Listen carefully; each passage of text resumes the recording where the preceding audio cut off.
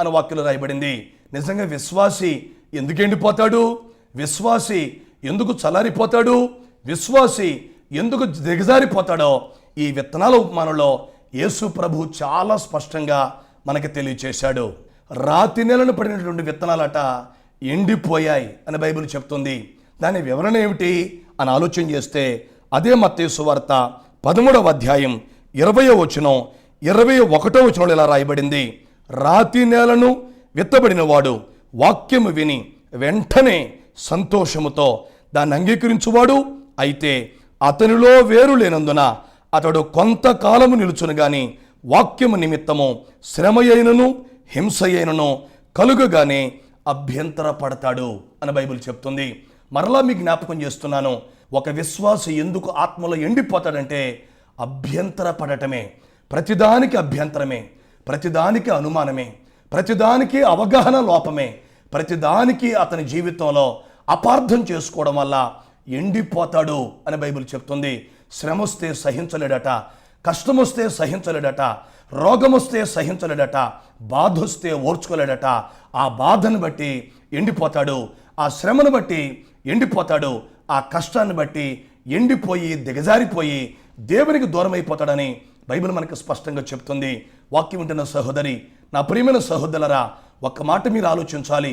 దేవుడు దీవించినప్పుడు దేవానికి స్తోత్రం అని చెప్పావే, అదే దేవుడు శ్రమను అనుమతించినప్పుడు కూడా ఇది నా మేలు కొరకే దేవుడు పంపాడని ఎందుకు అర్థం చేసుకోలేకపోతున్నావు? ఎందుకు అభ్యంతర పడుతున్నావు? ఎందుకు ఆయాసపడుతున్నావు? ఎందుకు ఆవేశపడుతున్నావు? చివరికి ఎందుకు ఎండిపోతున్నావు? ఎందుకు దిగజారిపోతున్నావు? ఎందుకు లోకంలో కలిసిపోతున్నావు? ఎందుకు నరకానికి వెళ్ళిపోతున్నావో ఒక్కసారి పరిశీలన చేసుకోమని ప్రేమతో మనవి చేస్తున్నాను. యోబు భక్తుడు దీవించబడినప్పుడు దేవానికి స్తోత్రం అన్నాడు. పిల్లలు చచ్చిపోయినా, ఆస్తి నాశనం అయిపోయినా, చివరికి ఒళ్ళంతా కుష్ఠరోగం వచ్చేసినా యెహోవా ఇచ్చాడు, యెహోవా తీసుకున్నాడు, యెహోవాకి స్తోత్రం కలుగునుగాక అని చెప్పాడు తప్ప ఎండిపోలా, దిగజారిపోలా, చల్లారిపోలా, వెనకబడిపోలా. యోబు గొప్పతనం అని తెలుసా? మనలాగా ఏదో పొందినప్పుడు స్తోత్రం అని చెప్పలా, దేవుడు తీసేసుకున్నప్పుడు కూడా, పోగొట్టుకున్నప్పుడు కూడా దేవానికి స్తోత్రం అని చెప్పాడు. కాబట్టి చివరికి అతని జీవితంలో రెండింతల ఆశీర్వాదం పొందినట్టుగా బైబిల్లో మనం చూస్తున్నాం. కనుక శ్రమలకు కంగారు పడొద్దు, శ్రమలకు దిగజారిపోవద్దు, శ్రమలకు ఎండిపోవద్దు, నాశనాన్ని పొందుకోవద్దని మరొకసారి మీ ప్రేమతో మనవి చేస్తున్నాను.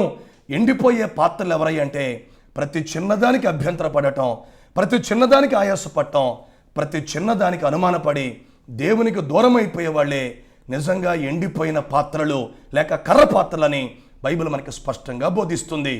ఇక 4వది చివరిది మంటి పాత్ర గురించి కూడా చెప్పి నేను ముగిస్తాను. చాలా జాగ్రత్తగా ఆసక్తిగా దేవుని మాటలు ఆలకిద్దాం. ఈ మన్ను దేని గుర్తు అని లేఖన భాగాన్ని పరిశీలన చేస్తే దానియేలు గ్రంథం 2వ అధ్యాయం 42వ వచనంలో ఓ చక్కని మాట రాయబడింది.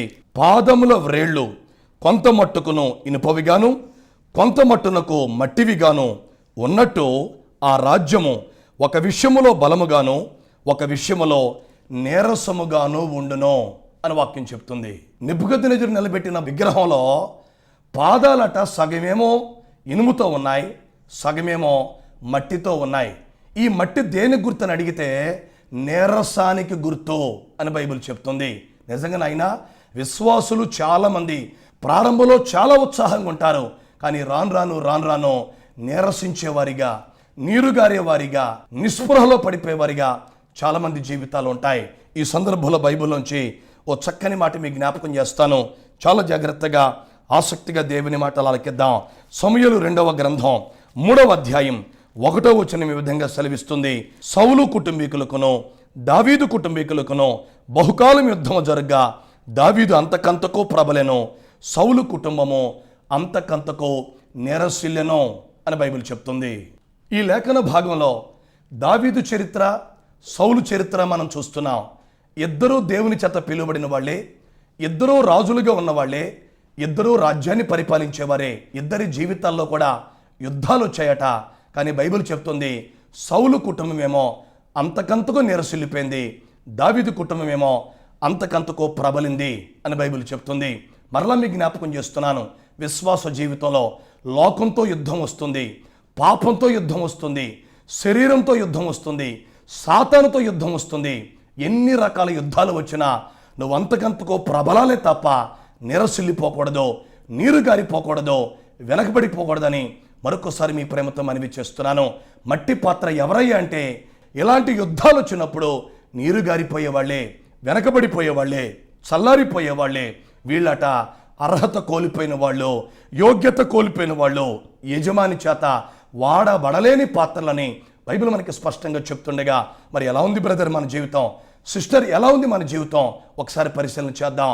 సాతానుతో యుద్ధం చేసినా, లోకంతో యుద్ధం చేసినా నువ్వు అంతకంతకో ప్రబలాలి, నీ విశ్వాసం ప్రబలాలి, నీ ప్రార్థన ప్రబలాలి, నీ పరిశుద్ధత ప్రబలాలి, నీవు దేవుడి చిత్తను నెరవేర్చే విషయంలో ప్రబలాలే తప్ప అంతకంతకో ప్రభంజనంగా ఎదగాలి తప్ప ఎట్టి పరిస్థితుల్లో కూడా నిరసిల్లిపోకూడదు, నీరు గారిపోకూడదు, వెనకబడిపోకూడదని మరొకసారి మీకు ప్రభు పేరట ప్రేమతో మనవి చేస్తున్నాను.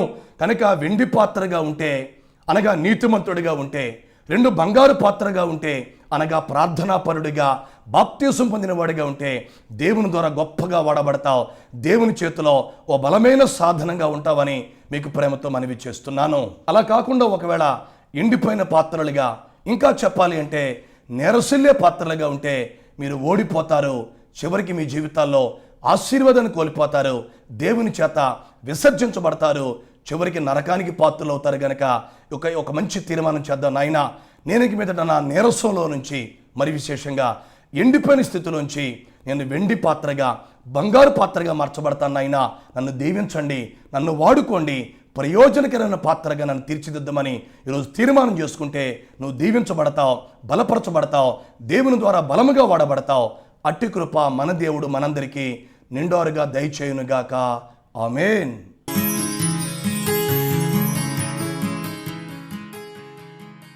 చిన్న ప్రార్థన చేసుకుందాం.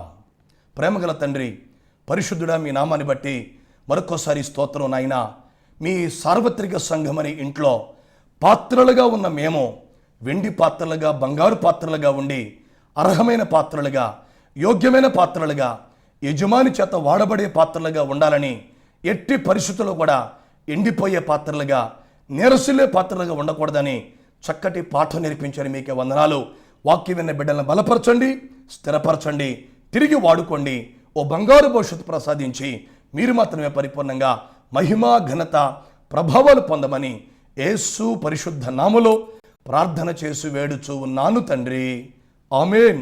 మన తండ్రి అయిన దేవుని ప్రేమ, ప్రభువైన యేసుక్రీస్తు వారి కృప, పరిశుద్ధాత్మ దేవుని అన్యోన్య సహవాసము, సమాధానము, సకల ఆశీర్వాదాలు మనందరికీ సదా తోడై ఉండి నడిపించి, గెలిపించి, దీవించి స్థిరపరచునుగాక. ఆమేన్, ఆమేన్, ఆమేన్.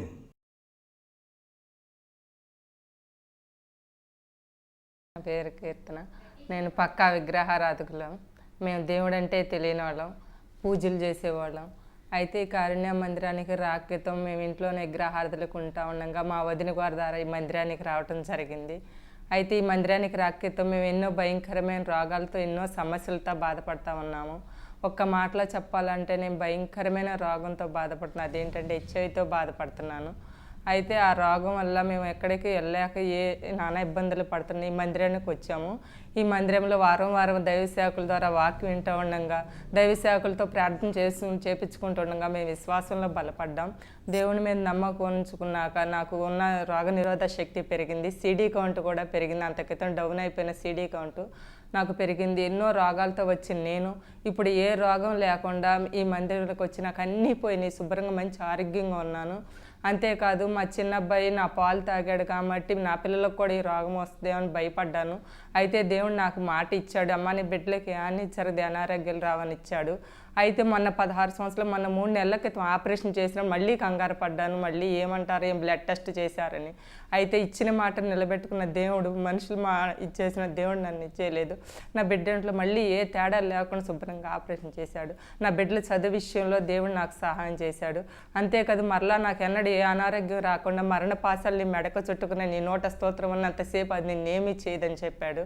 అంతేకాకుండా దేవుడు నాకు సొంత గృహం కూడా దయచేశాడు. ఈ మధ్య ఈ మందిరానికి రాకెత్తు నేను ఎన్నో సమస్యలతో, ఎన్నో రాగాలతో బాధపడుతున్న నాకు దేవుని కృపను బట్టి, దైవ సేవకులు ప్రార్థన బట్టి నాకు మంచి ఆరోగ్యం ఇచ్చి, ఆయుష్ ఇచ్చి, ఆర్థిక సమృద్ధి దయచేసి, క్షేమకరంగా సజీవ లెక్కలో ఉంచి మళ్ళీ ఈరోజు సాక్షిగా నిలబెట్టిన దేవుడు నా పట్ల చేసిన కార్యం దేవుని నామానికి స్తోత్రం. మీ అందరికీ నా వందనాలు. ఈ కార్యక్రమం మీకు ఆశీర్వాదకరంగా ఉందని నమ్ముతూ ప్రభుని స్తుతిస్తూ ఉన్నాం. డాక్టర్ ఆర్ రవి స్టాలిన్ గారి కలం నుండి ఇప్పటికే వెలువడిన అనేక పుస్తకములతో పాటు రీసెంట్గా ఇజ్రాయెల్, ఈజిప్ట్, జోర్డాన్, పాలస్తీనా దేశాలను సందర్శించి ఆ అనుభవాలతో రాసినటువంటి 4 దేశాలలో యేసు అడుగులలో నా అడుగులు అనే పుస్తకం కొరకు మరియు పాటలు, ప్రసంగముల సీడీల కొరకు సంప్రదించండి. మా కారుణ్య బైబిల్ కాలేజ్లో బీటీహెచ్ మరియు బీడీ చేయాలనుకునేవారు, అలాగే ఇంటి వద్దనే ఉండి నేర్చుకోవాలనుకునేవారు కరెస్పాండెన్స్ కోర్స్ కొరకు సంప్రదించండి. మా చిరునామా డాక్టర్ ఆర్ రవి స్టాలిన్ గారు, Karunya blessing ministries, Nuzvid road, H junction. మా సెల్ నంబర్స్ 9849338997 అండ్ 8790353047. దేవుడు మిమ్మల్ని దీవించునుగాక. God bless you.